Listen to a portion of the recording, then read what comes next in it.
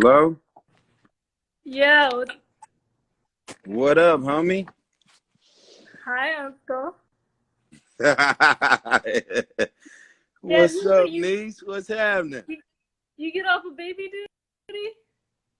Listen, I just changed my last diaper and I dropped some nice spaghetti on her and came on back here to make sure that we can have this conversation. Everybody, I'm just gonna Thank I call you Queen Singleton because that's just how I feel. Yeah. This is the daughter of my big bro, her father, John Singleton. This is Queen Singleton, who's got so many amazing things, or should I say Princess Singleton. So many amazing things that you're doing, and we're just here to have a conversation. I don't get on live that often. You got to be a particular someone to get me on live internet. And I don't know. Where should we start, sis? Yeah, man. I know to get you on live is kind of like I'm kind of feeling myself on myself because now I get questions. First of all, you know, You could it's ask me John Singleton anything. Day. Yeah, it's John Singleton Day. So I actually want to start with basic stuff, which is tell me the first time you met my dad. Because I actually don't know the story. All right. The first time I met John Singleton, I did the Coke commercial when I was 16. Yeah. And I'm trying to remember if I met your father before the Coke commercial or after. I believe it was after. And I just remember, I don't remember where we were. I'm not going to sit here and make that up. I don't remember where we were, but we were at an event. Could have been a BET event, could have been something, but I met him. I knew exactly who he was when I met him. And one of the first things he said to me is, I'm going to put you in movies one day. I'm going to do a movie with you one day.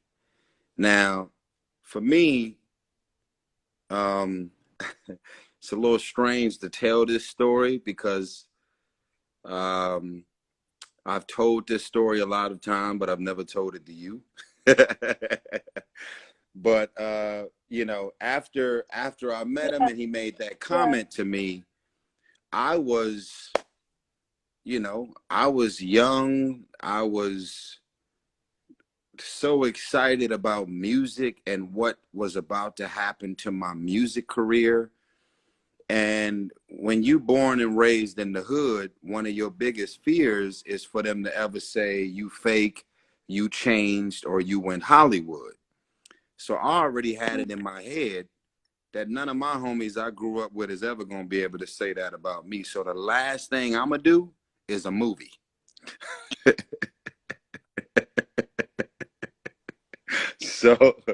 So fast forward, I'm working for, I was a host on MTV. And your father kept calling my phone because I ran into him a bunch of times after I first met him, obviously, but he kept hitting my phone and he said, I'm directing this movie in New York right now called Shaft. And I said, okay, what is Shaft? He's like, you don't know what Shaft is? Because, you know, when you talk to John, he's just assumed that every movie he's ever seen, you know exactly what the movie is. You know every director, you know every actor. Like, how can you not know Shaft? And I was like, I don't know Shaft, bro. And he's like, man, it's this and that, and it's like this eclectic, you know, legendary. it's like, you know, he was name dropping all these actors that I never heard of from back in the Everybody day. knows that. I think I knew who Yeah, Pam yeah, Grier yeah, was. Can you hear me? yeah. There's like a delay on your phone, love. Can you maybe turn your Wi-Fi off and just use your 5G? Do you think?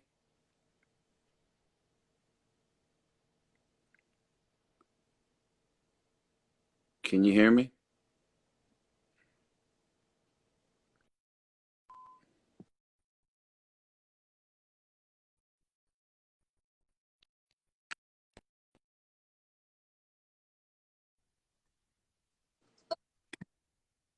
Okay. It's actually worse now. Okay, turn your Wi-Fi back on, love.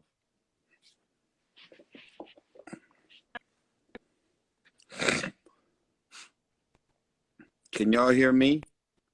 Can y'all hear me? Can y'all see me?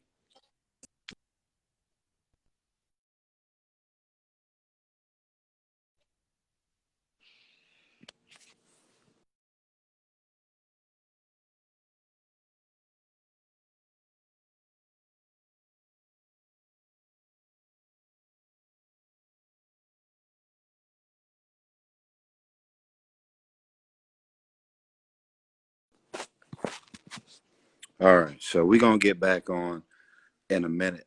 For everybody, that's Justice Singleton. Very big deal. John Singleton is my forever hero. I'm gonna try and get her back on. Justice Singleton. Follow her. Make sure y'all follow her too. A lot of amazing things going on. She's writing her first movie. She's about to direct her first movie. There's so much going on. Oh, I'm sitting here bragging about you. Sorry. There you go. Okay, okay. Take Take two. two. Take two. Take two. Yes. And So I'm action. working. I'm working at MTV. I'm an Yeah, on-air personality yeah. host. The TV show was called MTV Jams Countdown, and your father was shooting and directing Shaft in New York City. He kept calling my phone, and the role that he ended up giving to Busta Rhymes in the movie is a role that he wanted me to. He was calling my phone nonstop, and I could not wrap my head around the idea of ever being an actor. I didn't see it. I didn't want it. I didn't desire it. I didn't have a heart for it. I didn't have an interest in it. And Yeah. your father was determined to get me in movies. And so the movie was shot in New York. He was calling my phone nonstop. So I had to change my number because I actually ran out of excuses. And I didn't want to make John feel like I'm coming up with all of these excuses as to why I don't want to act. And he's got people begging and pleading to be in any, even if they did extra work. Everybody wanted to be in the movie with your father. But I was just so passionate about Yeah. music, I just couldn't see myself acting at all. So the movie Shaft comes out, and leading up to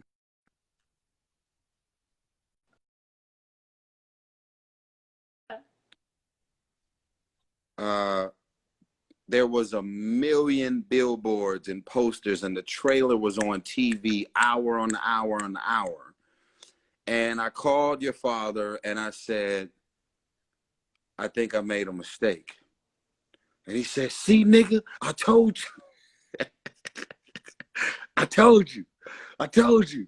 I told you this movie's gonna be big. I told you. You don't listen. You don't listen. You think you got it figured out. I know what I'm doing. I know this shit. I know what I'm doing. You a star. You a movie star. You don't know it. I told you. I told you. And he kept, and I'm just sitting on the phone, just listening. And I'm like, all right, okay, man, okay. I'm just letting you know, man. I see all these billboards, and I feel like I feel like I'm for the first time, I feel like I missed out on something. Something major is about to happen. I see the billboards on every bus, every bench, all over Times Square, directed by John Singleton, and it was crazy. And so fast forward a few years later, Tupac was supposed to do Baby Boy. Tupac was supposed to be Jody. He wrote the movie for Tupac to play Jody in the movie Baby Boy. When Tupac got killed, your dad put Baby Boy on the shelf and wouldn't touch it. And then I ran into him and he said, I got a movie. Did you feel like you bought things? Like, yeah. Do I feel like what?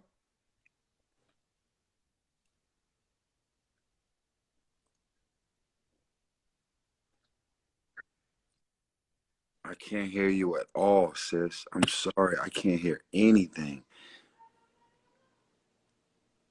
Can you go by a window or something? Or can you go outside or something? I can't hear. And when I tell you I can't hear nothing, I can't hear nothing right now. Oh my God, I want to do this so bad. Should we start over again?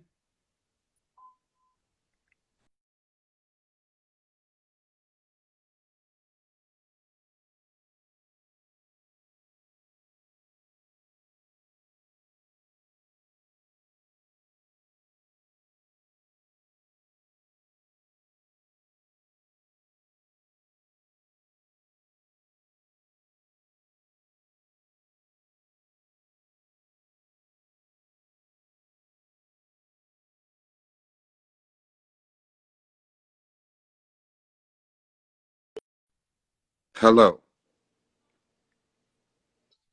Hear me? Okay. Okay. Hello? I'm starting to hear you now. Yes. Oh my God. Okay. Okay. There you go. I hear something. Go ahead. No, no, no. I'm hearing you. You can't hear me? I hear you now. Hold up. Yes. I'm wondering if I should go outside. All right. Were I'm going you able to outside. hear everything that I just Can you said, hear though? me? Hello, Whitney. Whitney, I love you. Hello. All right. Okay. Can you hear me? I hear you now. Yes. Nope. You can't hear me outside. This is not working. I hear you. I hear you, Justice. Go ahead. Who's better over there?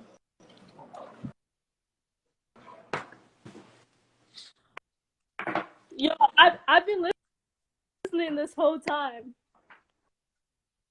So, whatever the connection. You can at least hear me.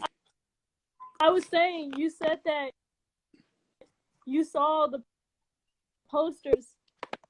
Yes. I'm trying to move around so I can get next. No, you're good right there. Stay right there, Justice. Stay right where you are. You said when you saw Stay the right posters that you Yes. felt like you messed up. Did you feel like you blocked yourself? Like you weren't undeserving? Like No. you blocked yourself? No. I here's the thing. From receiving? No. Receiving something? No. Because at the time, as I mentioned, Can you hear me? I just didn't have an interest in acting. I didn't see it, and that's why. I heard you. You said you saw. Yeah, that's why your father. Yeah, that's why I'm forever indebted to your father, because he's seen something in me that I didn't see in myself. You said you saw the posting and you said, damn, I messed up. Yes.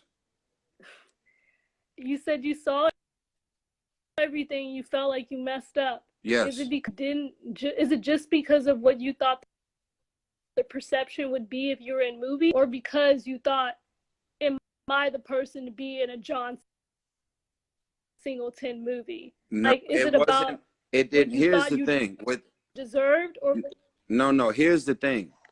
With all due respect, it wasn't me are you saying I not want to. hearing me? I hear you now, yes, and I'm responding. It wasn't. Did you hear my question? Yes, I did. So it wasn't. It Did wasn't. you hear my? Yes, Okay, I my heard your question. question was, did you feel deserving Yes, I heard you. or undeserving of the part Yes. that would lead the next, honestly, the next half of your career? Like, yeah. No. So my answer is, it wasn't about it being a John Singleton movie or not. It was about me just having such a passion for music, and I only wanted to do music. Ice Cube told me the same story. He's like, yo, I'm NWA. I'm rapping. I don't know nothing about acting. Don't know nothing about movies. And you don't want to make the mistake of trying to jump into something and you end up being horrible at it. And then all of a sudden, your credibility from the music side just to gets go to the part compromised. in which you actually did start a community. When did your communication to Black? Can you hear me? Yes. I'm gonna ask that all the time. Yes. You can hear me, right? Yes. When you can hear me, right? I hear you, sis. Yes, go for it.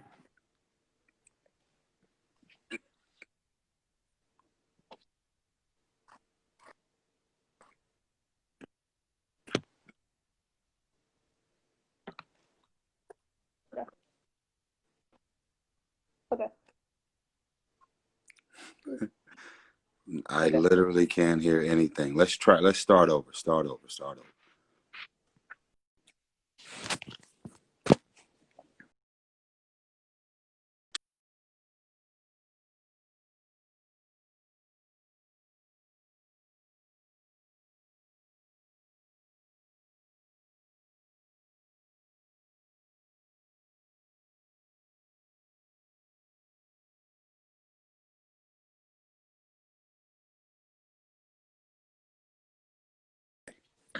So let's see. Justice is having some issues with her phone, and it's okay because we are going to get back on live. I promise you, not to worry. I just asked her to turn her phone off and turn it back on. Did I lose Whitney? Is she gone? She's always pure entertainment. I love Whitney. So you guys, I want to just remind y'all who just tuned in, this is John Singleton's beloved daughter, his oldest daughter, and her name is Justice Singleton, who is a screenplay writer, soon to be director. And John, when I tell you John loved him some Justice, it's very real.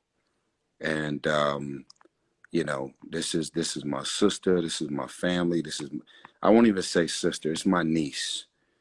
And I'm just so proud of her. And she just wanted to have a conversation today because today is John Singleton Day.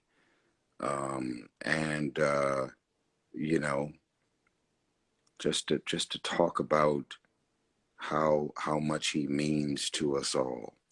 I'm seeing all the love. I'm sorry I can't respond to everybody. I'm just trying my best to keep the focus on Justice and her questions. Okay, let's try this again. Boom. I'm trying to bring her in. Hold on, Justice. Calling in right now.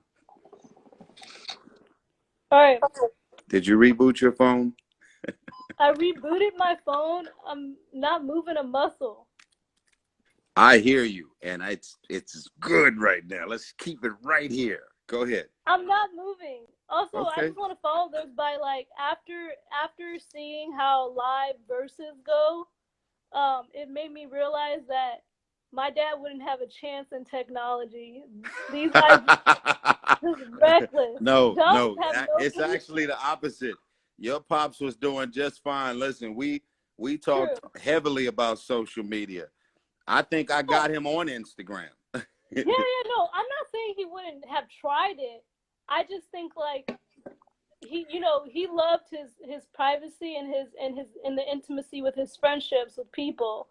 And I think I'm trying to figure out what would a John Singleton IG live look like. Oh my God. Um, Yeah. Yeah, it would have been challenging. his face would have been like, Yeah, like, he'd have been looking all in the camera like, yo, John, I'm right here. I'm right here. yeah. Yeah. No, my Yeah. question, if you couldn't hear that, was, you know, you two are like brothers, but you're in an industry where trust is really hard to find. And did Right. you know off the bat that you trusted John? You know, Yes. did John you know that you John trusted him? had a very Uh, John had a very special gift. And one of it, he had many gifts. But one of his gifts was he had a way of creating this, and you knew that John knew every star, whether they were Steven Spielberg's all the way to George Lucas.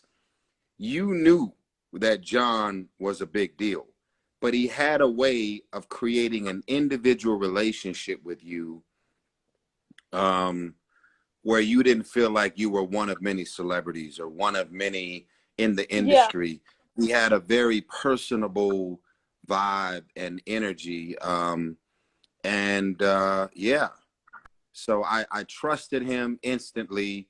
I knew he had a vested interest in me and my career.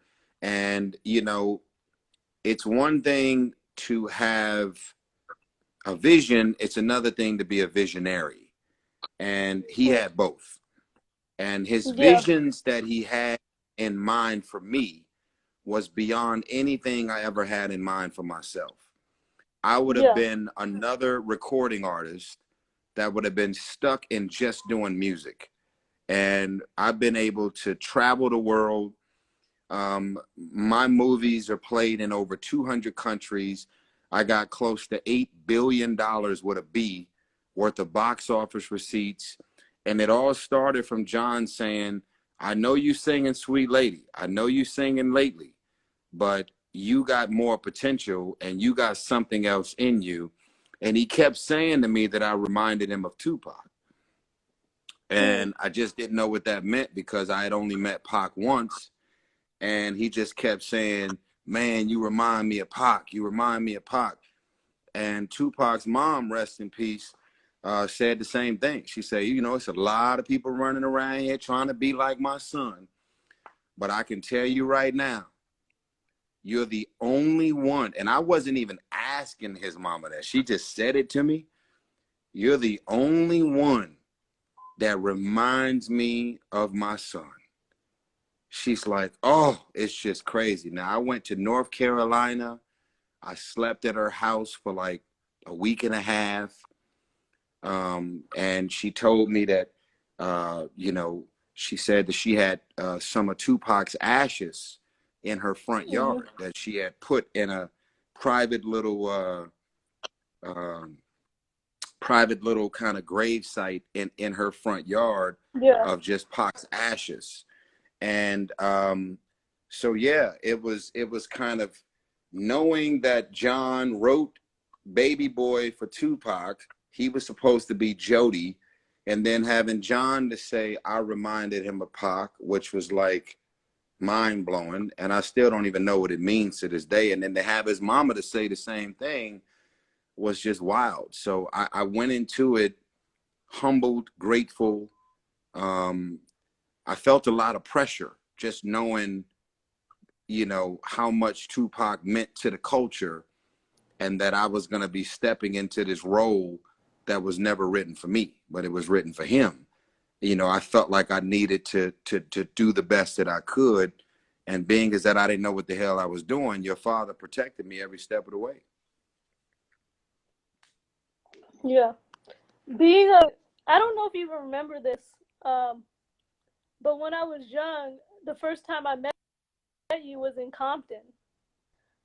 In Watts? Yeah, in Watts. There was a festival.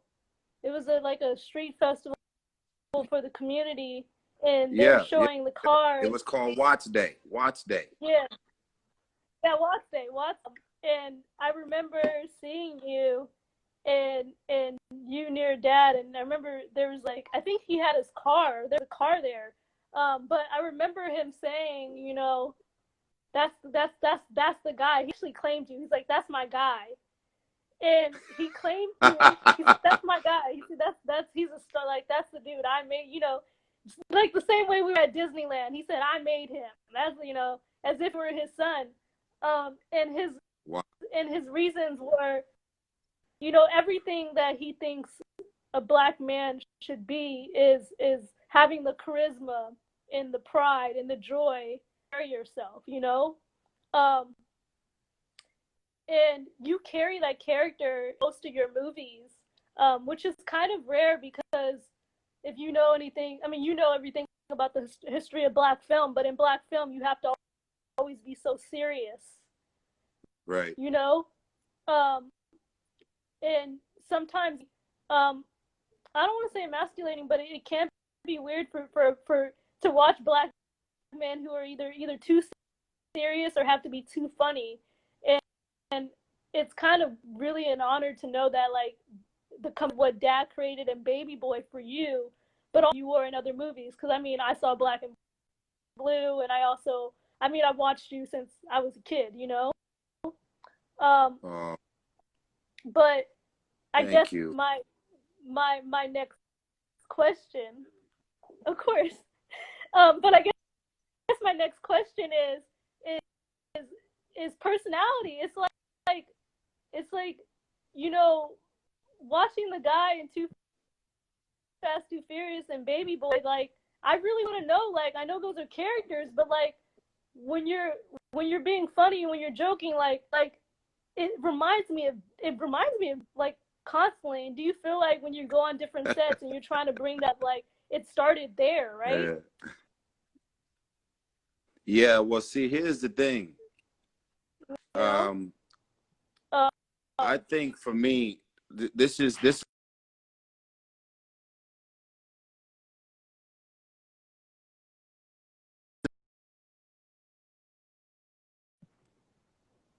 Yeah. good. You good. I just turned my air conditioner on. Hold on. So this is what I will say. For one, and this is between us, but everybody's watching, obviously.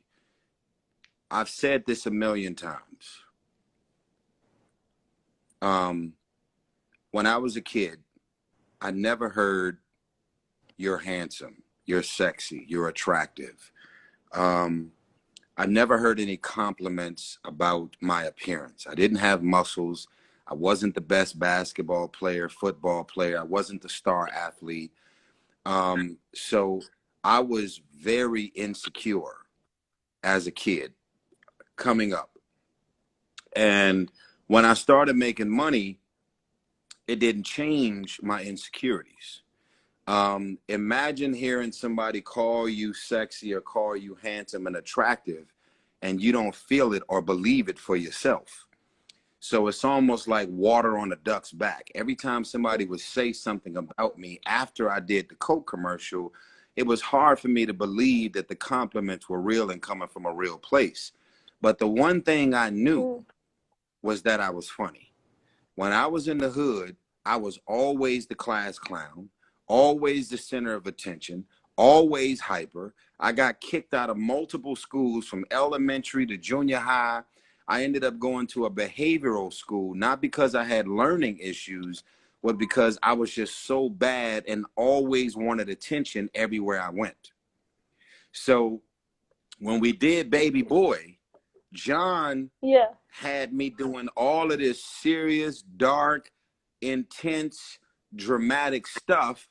And so I was a kid, just hyper all over the place. I'm coming off of my success in music. I'm cracking jokes all day, every day. So because of me and Taraji on the set, always cracking jokes. If anybody ever had the Blu-ray or DVD for Baby Boy, you look at the behind the scenes for the making of Baby Boy, we couldn't get shit done because we was cracking too many jokes and we was all over the place. Same thing happened with the Yeah. movie Four Brothers. All over the place, Yeah. cracking jokes. So when we did Too Fast, Too Furious, he said, I'm going to let the world see how funny you are. And Yeah. so he was able to finally let Yeah. me do the funny shit. So when you funny, you don't care about sexy. You don't care about handsome. You don't care about modeling and taking selfies and good photos. You don't care about none of that. When you funny and you know you can use your charm, charisma, your storytelling gifts, I'm a hood nigga. I'm from Watts. I'm this grimy hood nigga that just get thrusted into this life and lifestyle that I never asked for, never seen coming on that level. And I was literally learning on the job. I was trying to figure out what to say, what to do, what to wear.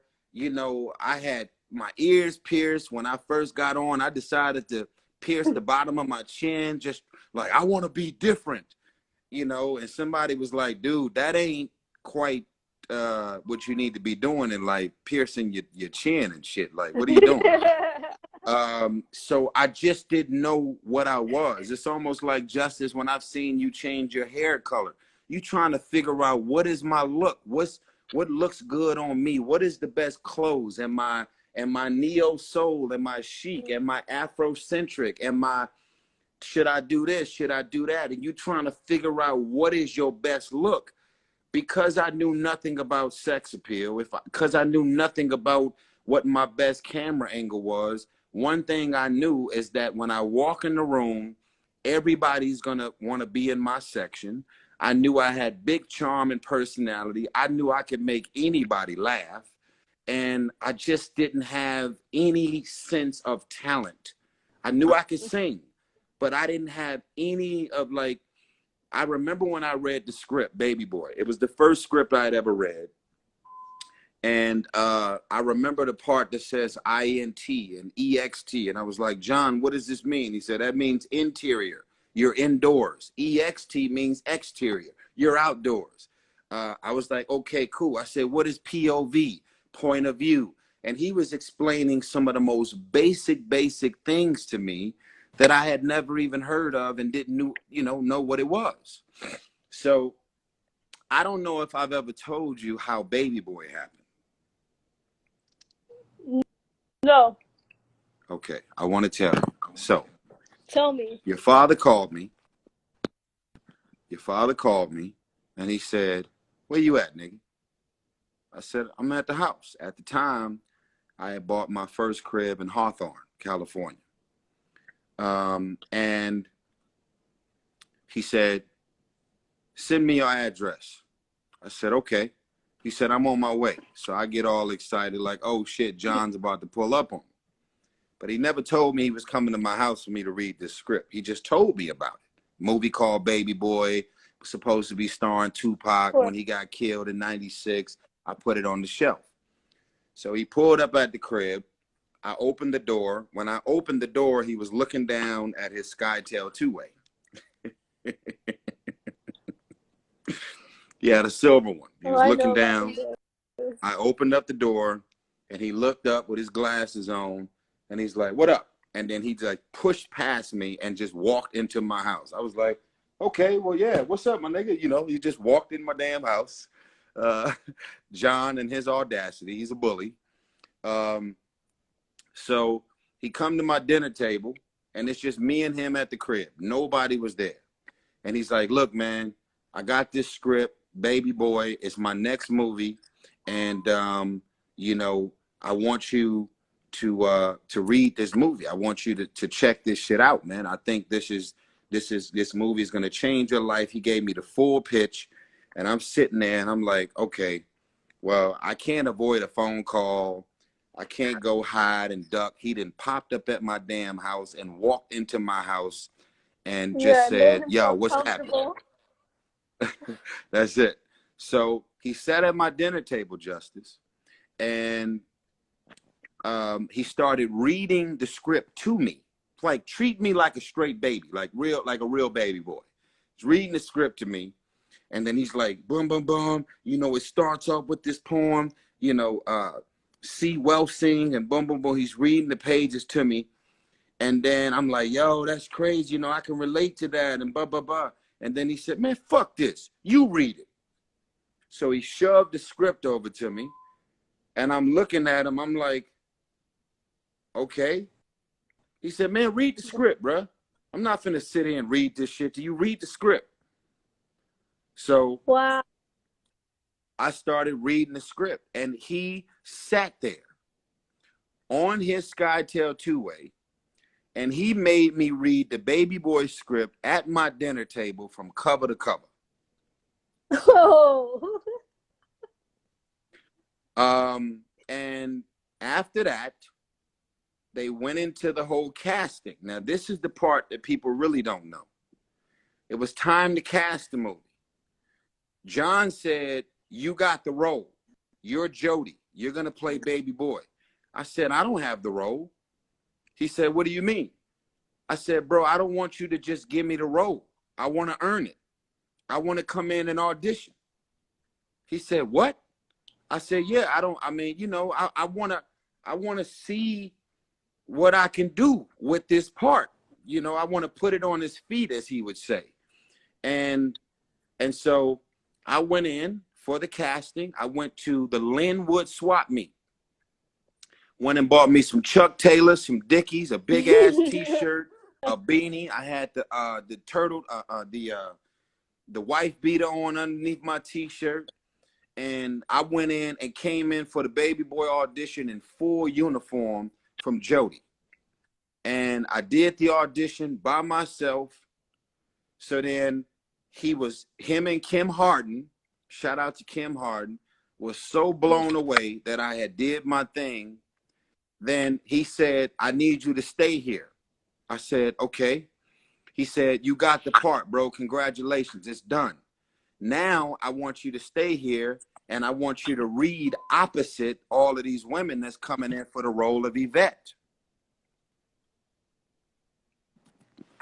And all of these women came in. Can you hear me? Yeah, I hear you. You're not paused. So all of these women came in and auditioned for the part. And then there's a woman named Tyrese who came in. Now keep in mind, this is how much of a visionary your father is. The other women that came in to audition for the role of Yvette were already very successful, already had resumes that was so much greater than Taraji's ever was at the time. Taraji had probably done one movie, maybe two, but she had just left DC. Her story was, I have a child. She had like $700 left in her account. She came to LA with a hope and a dream. So she came into the audition like, you know, Tyrese, John Singleton, I probably ain't got a shot in the dark at getting this damn movie. And all of these women that I won't mention came in. They were already on. When they walk in the room, I was looking at some of the girls like, oh shit, I know exactly who you are. Rather they was on TV shows or in movies. They all wanted that part for Yvette. And Taraji came in, and if you guys go to YouTube, you can look at the Baby Boy audition between me and Taraji, and the rest is history. We knew that the moment that Yvette started doing her dialogue for this role, it was undeniable that she was going to be Yvette. And then for whatever reason, your father asked me like, what you think? And I was like, shit, what do you mean what I think? You John Singleton. My opinion of who I think the girl should be don't matter. I mean, yeah, he made me feel like I had a say at all with who I was going to go with my leading actress. And I said she was the best one in the audition, but I didn't really know what good acting was versus bad. I just knew she was the one that brought it. And between Kim Harden, John, and myself, Taraji was a no-brainer. And that's how Jody and Yvette was born. Yeah. Shout out to Kenny Burns. It's destiny. I mean, I don't know if that's what you call it, but it's something. It's destiny to me, you know. Love you, Kenny. Absolutely. Yeah, you should have stayed where you were. I did, but then you like moved for a second. You're good. In your storytelling. You're good right there. Stay right there, Justice. You're good. Okay. I'm saying, I wanted to ask you, you know, beyond Baby Boy and beyond Fast and Furious and beyond Four Brothers, you know, how did you feel like your relationship with my dad developed, because you guys weren't in each other's, you know, film. I know that you guys, you know, would hang out and spend time with each other, and you guys were each other's confidants, you know? Listen, John, your father, first of all, we both shared so many private and confidential moments that'll go to the grave for me, literally. And he took all my secrets and all my business with him. And my over 20 years of knowing your father, I've never had one person to ever walk up to me and say, yo, I was just with John and he told me. It just never happened. And again, the relationship that he developed with all of us individually really made us all feel like, you know, he's someone that we could really trust. He's someone that really got our back. And you probably need to see this. I think you might know who this is, but literally in my man cave, this is the photo that I look at every single day, right here. Can you see that? Wow. Wow. Yeah. Wow, that's so great. This is a photo that I look at. I look at this photo every single day. I'm gonna show you where it's at. In my man cave, I got this scripture from the Bible, Chronicles, 2 Chronicles 20:15, and your father's photo is right there. I look at this photo every single day. I'm inspired. I pull from it. I literally don't have any other photo up in my man cave but that one.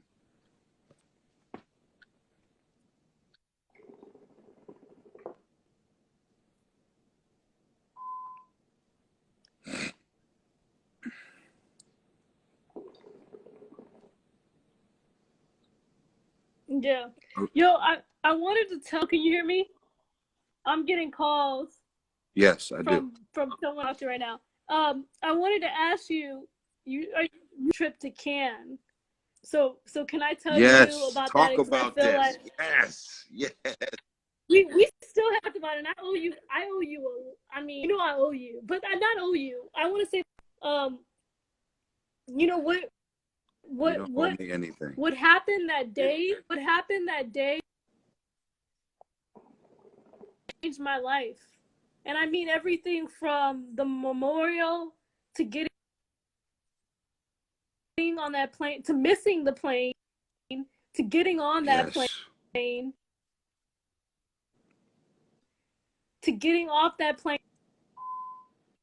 and being on my own, you know? And I mean, I didn't even tell you, like, when I missed the first plane, I I stayed in my car and I just reached out, and something was just like, just reach out because you're going to visualize it, right? In the Mm. moment, why was the theme of Shaft playing? Wow. The theme of the Shaft movie was playing when I got off the plane. Wow. It, yeah. I know we're saying my connection is bad, but I'm getting through the story. Um, you know, yeah, like the theme of Shaft was playing, and I got off the plane. I got into this car. I got to a hotel by myself, and because of all the phone calls and all the texts, and I had been in a hospital for 2 weeks, and you know everything that went there. Yeah. I cried. I got to that hotel. I mourned when I got to Cannes. Mm. I felt free, you know. I Wow. felt real free. I thought about my dad being uh, 21 years old, 21 years old by himself in France. And I thought about the courage and the balls, and like you say, like you're in the world, you know? You can hear me, right? Care too much. Um can you I hear everything. Yes. It's very blurry, but I do hear your voice.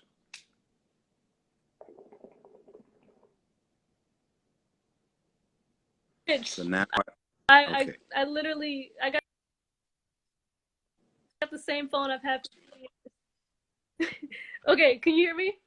Yeah. Um I hear. so when I got to Cannes, I did the, I did the whole experience on my own, and because of you, I was able to see myself for the first time without him. Was um Wow. I didn't know who I was, honestly.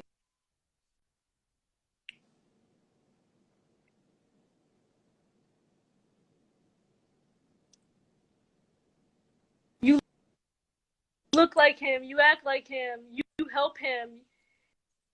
You just become so much a part of your parents' lives, and really your family's life, that your identity just becomes changed when you're apart for them, or you lose them, you know? Right.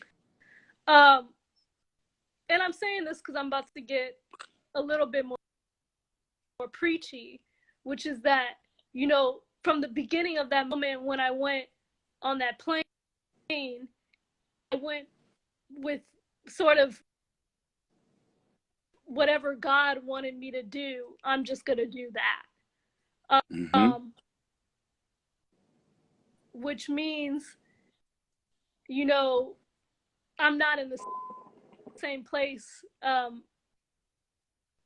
or, that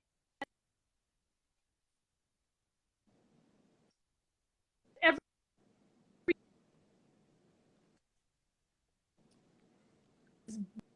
Okay, your phone is breaking up, beautiful love. Oh, I want to hear this so bad. I hear you now. in um in love, and so okay. No, it's just because I'm like getting phone calls. No, like I what I'm saying is like, when I followed into God's footsteps and I got onto that plane and I went out of town, I didn't do it the same way. Um and look at all the people that my dad made, yes, and I'm really that he'd me a better person, you know? Um Wow. and and now I'm like, I actually want to this sort of conversation because um you know, we talk about being from where you're from, and we're in quarantine right now, and I'm trying to figure out like how to be a good person, you know, um, how to help our community, like South, like, you know, shout out to anyone from South LA, but I'm trying to figure out like, you know, Dad didn't have all the solutions. What he had was the influence and the confidence to say that he was going to always uplift and keep the soul of Black people intact, you know.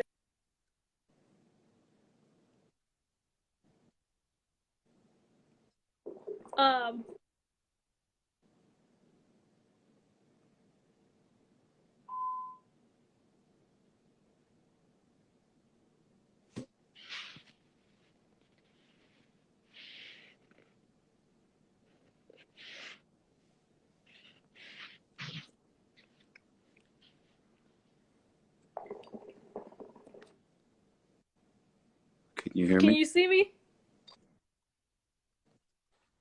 I do see you, and I didn't hear anything you just said. Hello? Yeah, I can hear Yes. you. I mean, see, yeah. Gosh. Well, I didn't say much. I honestly just saying from South LA. I look like we're about to come out of quarantine, and you know, I'm talking now about how to promote, you know, young creatives as also because we're a very beautiful and soulful community, and the strongest leaders and the most talented people, and I just want to be, you know, a part of the group gives back to that community, the community that my dad was raised in, but also like looking for sort of advice, like how do you say for even your own success on how do you look back on your community? And I guess you should say look forward onto the community you're a part of, you know? Okay. So I wherever you are right now, stay right there because I could actually hear you. Um, so the first thing is this. Um, there's only so many of us that Mm, are still alive. mm. Um, when Nipsey Hussle got killed, rest in peace. I believe I may have met him one time, so I'm not going to paint this picture that I knew Nipsey or had a relationship with him, but pretty much everybody I know knew him, loved him, had a relationship with him, and was rocking with him long before he got on. Yeah. And after Nipsey got killed, there was this saying that was going around, which is give back, but don't go back. Mm, Okay. mm, So mm. sometimes the best wisdom comes with the quickest quotes. Give Yeah. back, but don't go back.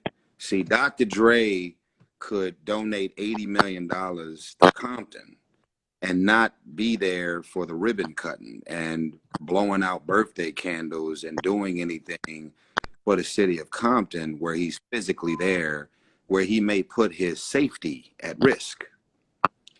Because, you know, jealousy and envy and haters, they come in many forms. And I think when you've had as many near death experiences as I and we have had over the years, then you start learning that, man, I want to give. I don't want nobody to say, oh, you fake, you Hollywood, you change, you don't fuck with your people, you this, you that. And then you start saying, man, either I'm going to keep it real or keep alive. Um, Ooh. and I think as you get older, you start looking for ways that you could be impactful and ways that you could help, but you don't necessarily put your family or yourself at risk. So a lot of people don't notice, but when you spoke earlier about Watts Day, I stopped doing watch day because it was just all this Crip and blood shit going on in the hood. And like, yo, if you want your event to be safe, you got to come over and take care of this and take care of that. And I'm like, look here, man, this is way too much work and way too many street politics. Yeah. And I'm losing way too much sleep when I'm doing something from my heart to try and impact and make a difference in the city that I was born and raised in. And so I think for us, when you are a football player, a basketball player, singer, rapper, actor, entrepreneur, real estate, whatever your story might be, because not everybody from the hood is successful because they're famous. True. Yes. So I had to get to a place where I said, man, why am I so committed to doing what it is that I'm doing for the hood? And then I'm saying, I want to do for people what I wish people were willing to do for me. But the people that are doing for me don't have my status. And so the higher you work your way up the ladder, the bigger your ass is for target practice. So when you find yourself, and no one ever threatened my life, shit got a little crazy at times, but I just said, man, this is way too much just for me to continue trying to go above and beyond to help, you know, my people in the hood. And so give back, don't go back is a concept that I embraced. And Nipsey Hussle was committed to giving back, and he kept going back. And I did the same thing. And so when you see what happened to Nipsey, you end up saying to yourself, man, I don't know how and why God ultimately ended up protecting me and John Singleton and F. Gary Gray and Dr. Dre and Ice Cube and Snoop Dogg. I don't know why God ended up some way, somehow protecting us where we didn't ultimately get killed on some street shit, but there was plenty of opportunities for people to kill us. Yeah, facts.